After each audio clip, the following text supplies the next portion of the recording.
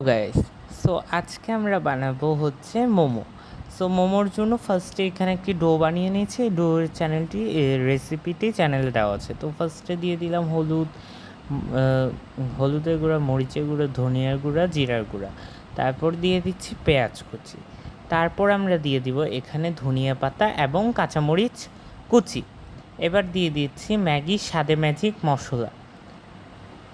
ঠিক আছে, তারপর হচ্ছে এটা একটু এক্সট্রা টেস্ট অ্যাড করবে, তারপর কিছুটা মেখে নিতে হবে। আর এখানে আপনারা জিজ্ঞাসা করতে পারেন কি নিয়েছি, এটা পনির। তারপরে ডোটাকে ভালো করে মধ্যে আমি কিছু সাইজের করে নিয়েছি। এবার জাস্ট নর্মাল রুটি আমরা যেভাবে করি ওইভাবেই নর্মাল রুটি করে নেবেন।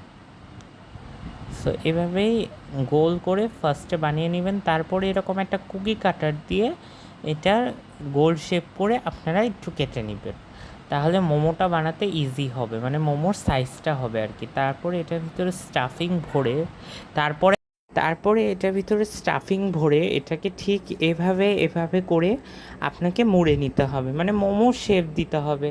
আমরা যেরকম পেরেছি ঠিক সেরকমই শেপ দিয়েছি। আপনারা যেভাবে মন চায় ঠিক সেভাবেই শেপটা দিয়ে নেবেন। তো এই যে এভাবে মুড়ে দিচ্ছি। মোমোর কিন্তু বিভিন্ন শেপ ইউটিউবে আছে, তো আপনারা চাইলে একটু সার্চ করে দেখে নিতে পারেন বা আমার মতো করেও শেপটা দিয়ে নিতে পারেন।